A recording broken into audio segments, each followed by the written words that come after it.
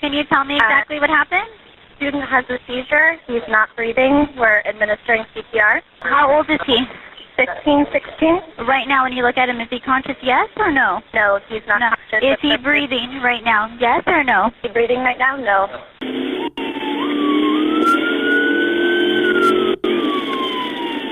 Our dispatcher informed us that the fire department was responding to a medical emergency with CPR in progress on a student at Marina High School. So we got the call, and on our way we got an update from our dispatcher that it was a 17-year-old student, that there might be CPR in progress.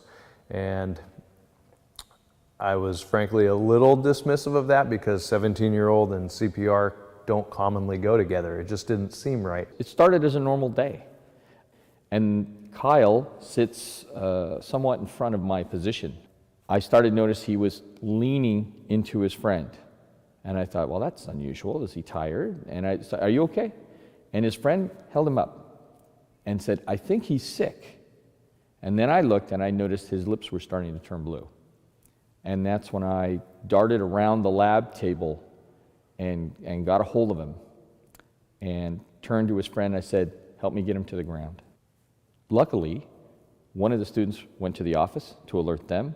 Another student was on the 911, and within a minute, we had a vice principal in there coordinating stuff.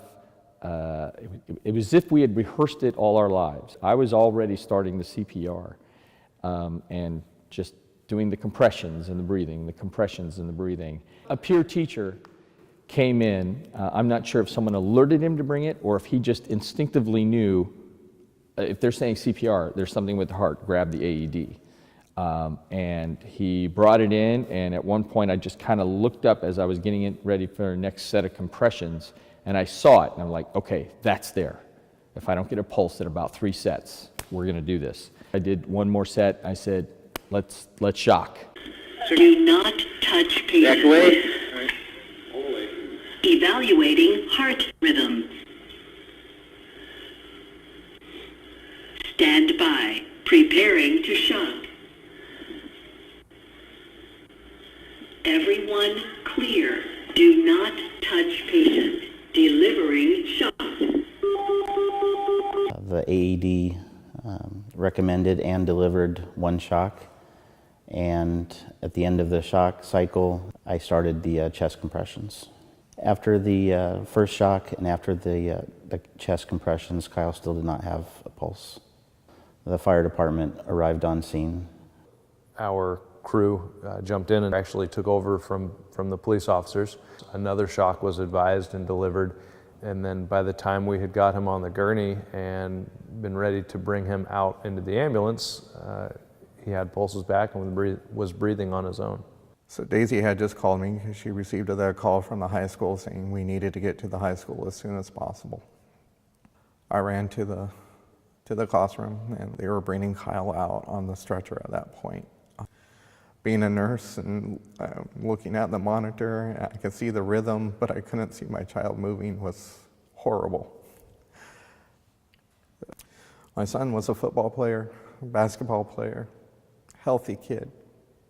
You look at him and doesn't have an ounce of fat on him. And he collapsed and had sudden cardiac arrest. So everybody's watching now, ask yourself, if it happened right now, the person next to you goes down and you had to do it, could you do it right now? And if not, you need to get the training. The biggest barrier to people starting CPR or initiating the use of an AED is just unfamiliarity with it, and I think it's pretty common that people think they're going to hurt the person because, you know, chest compressions are a little violent and it feels weird what's going on with the body. But it's a life-saving measure. Your inaction is going to hurt them more than any action you take. You're not going to do CPR wrong. So the critical part is to push hard and fast and to keep the heart pumping that blood. Attaching the AED, there's also a barrier there where people think that if they put the AED, the automatic external defibrillator, on someone, that if they put it on the wrong person, it's going to hurt them by shocking them when it shouldn't. And the key here is that it's fully automatic. It will deliver a shock only when it should. If I put one on me right now, it would not do anything. And the key is that by putting that on, you cannot hurt someone and you may save their life. Preventing people from panicking is a matter of training and also telling yourself, someday I have to be ready. For CPR to have been started right away, I have no doubt saved Kyle's life. Had we arrived and CPR and the AED had not been put in place, I don't think our outcome would be the same today. I couldn't believe what happened, and it was pretty scary. Like, just thinking about it, like, I could have died. That day on February 7th, the textbook of chain of survival couldn't be even better. His teacher knew CPR. We had an AED on campus, the emergency medical team. They were here quickly. Everything was perfect for Kyle's survival. Things couldn't have gone better for Kyle that day. And we are beyond thankful. There are no words to describe how we feel. Thank you to all of you.